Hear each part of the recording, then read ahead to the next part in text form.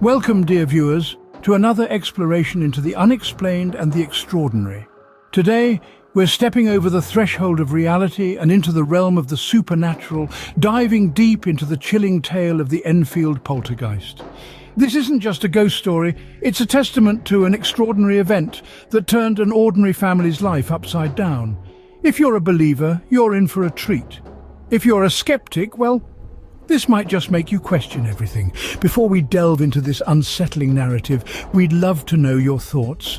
Do you believe in the supernatural? Have you ever experienced anything unexplainable? Leave your response in the comments below. If you enjoy our content, please don't forget to like, subscribe and share. Your support helps us continue to bring you more of these intriguing stories. Now, without any further ado, let's embark on this eerie journey. Buckle up, for we are about to navigate the unseen terror of the Enfield Poltergeist. In the quiet suburb of Enfield, London, something sinister lurked in the shadows.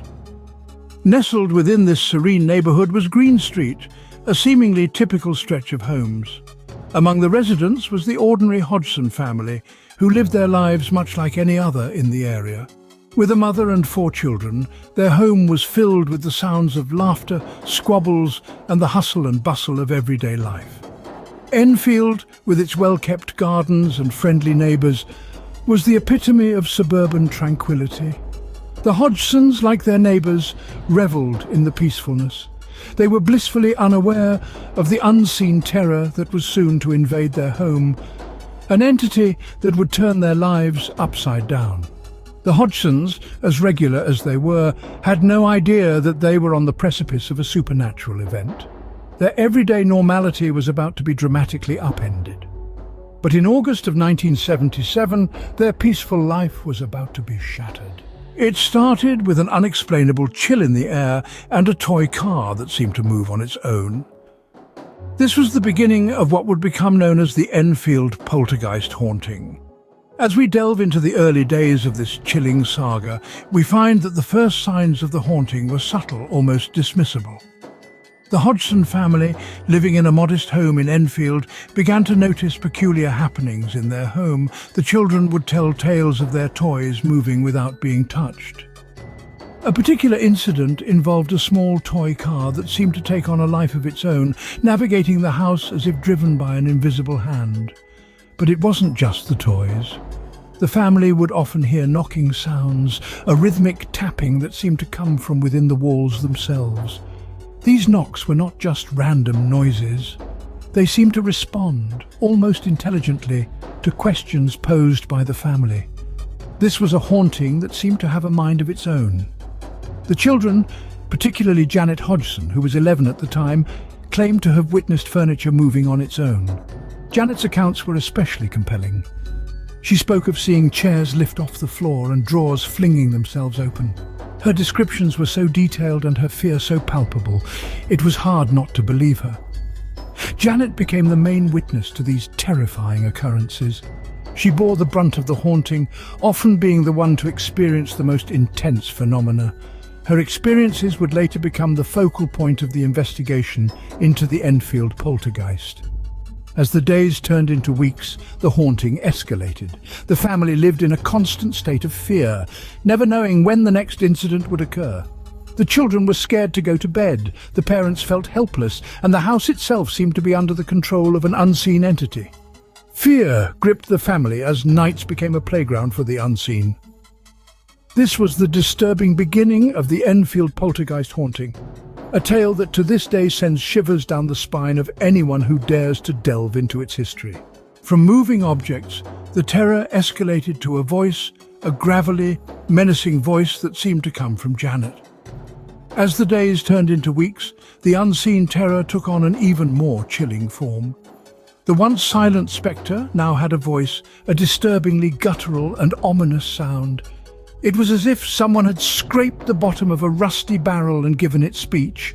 This eerie voice didn't just echo through the rooms, it seemed to originate from young Janet, the middle child of the Hodgson family. Can you imagine the shock, the sheer terror that gripped everyone present? It's one thing to witness inanimate objects moving of their own accord, quite another when the voice of an apparent ghost uses your loved one as a conduit. The family, already on edge, was now grappling with something far beyond their comprehension. The investigators, initially skeptical, found themselves questioning their own beliefs.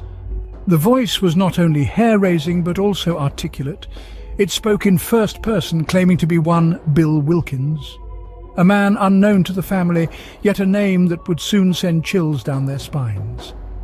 Bill Wilkins, as they would discover, was a previous resident of the very house they were living in, an ordinary man leading an ordinary life until his untimely death in that very house. The voice claimed to be his, recounting details of his life and death with unnerving accuracy. This was no longer a case of simple haunting. It was as if the very fabric of reality had been torn, and the living were communicating with the dead. The investigators found themselves treading uncharted territory, their every step echoing in the silence of the unknown. As the voice continued to speak, to recount tales of a life long past, the house on Green Street became a place where the boundary between life and death seemed to dissolve. It was a chilling reminder of the unknown realms that exist beyond our understanding. The line between the living and the dead blurred in the small house on Green Street.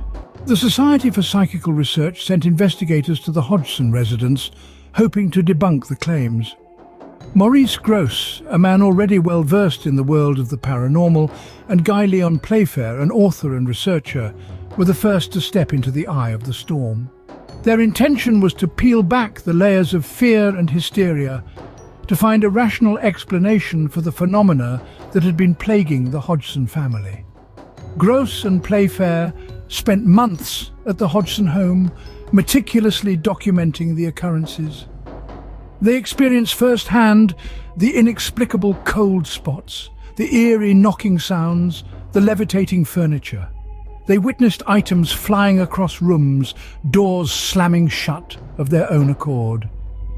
The investigators were privy to the chilling voice phenomena, a disembodied voice that seemed to originate from the youngest Hodgson child. Their experiences led them down a path of belief. Belief in the existence of a force that defied all scientific explanation.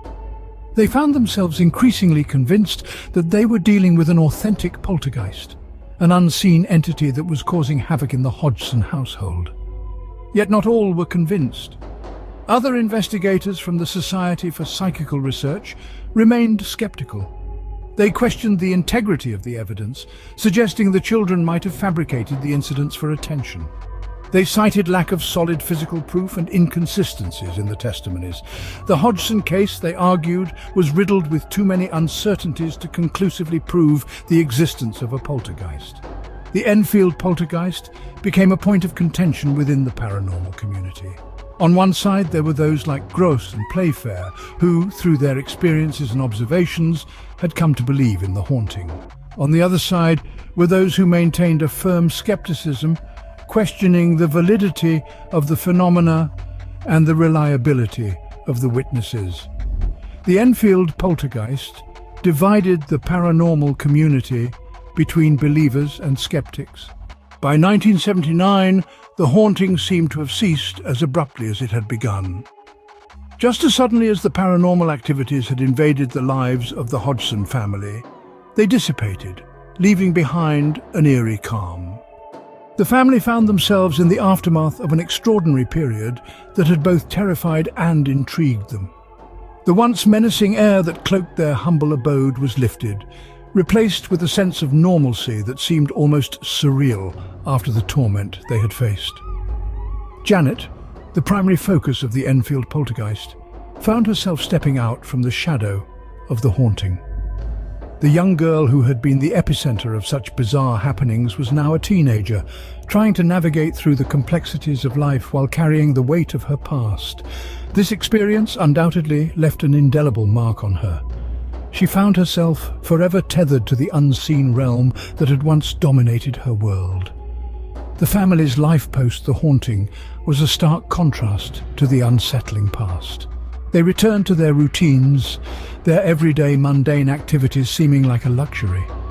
The children resumed their education, the mother went back to her chores, and the house that had once echoed with inexplicable sounds was now filled with the familiar hum of a normal household. Yet, The memory of the haunting was like a ghost in itself, lingering around, a silent spectator to their reclaimed peace. The Enfield Poltergeist case, however, did not fade into oblivion with the cessation of the paranormal activities. Instead, it continued to be a topic of heated discussions and debates.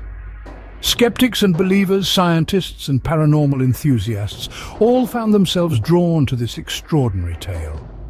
The authenticity of the haunting was questioned, scrutinized and analyzed, with the world divided on the veracity of the events. The Enfield Poltergeist remains one of the most documented and debated cases of paranormal activity, a chilling reminder of the unseen world that may dwell alongside ours. Whether you believe in the supernatural or not, the story of the Enfield Poltergeist is a fascinating study of fear and belief. It's a tale that has woven itself intricately into the fabric of paranormal history, raising questions about the nature of reality and the extent of human perception. The Enfield Poltergeist, a story that began in a humble London home, quickly morphed into a global spectacle, captivating the minds of millions. This narrative, with its disturbing beginnings, the voice from beyond, the intensive investigations, and the chilling aftermath, has deeply influenced popular culture, inspiring numerous films, books and television series. In the realm of paranormal studies, it has sparked debates and encouraged further research into the unexplainable phenomena that lurk in our world. In the end, the Enfield Poltergeist serves as a thrilling reminder of the mysteries that continue to elude us in our own world. Goodbye, and may your nights be free of restless spirits. Thank you for joining us on this chilling journey into the unknown. We truly appreciate your time and interest in these captivating tales of the paranormal. Your support allows us to delve deeper into the mysteries of our world and share these fascinating stories with you. If you enjoyed our exploration of the Enfield Poltergeist, we encourage you to watch another video in our playlist, each one a fascinating tale of the extraordinary and unexplained. Remember, your thoughts and opinions matter to us. We'd love to hear what you think about the Enfield Poltergeist story. Do you believe it to be true, or do you think it's all an elaborate hoax? Comment below and let's start a discussion. And if you haven't already, don't forget to hit the like button, subscribe to our channel, and click the bell icon to get notified about our newest videos. Your support is what keeps our channel going, and we can't thank you enough for that. Until next time, keep exploring the unexplained and the extraordinary.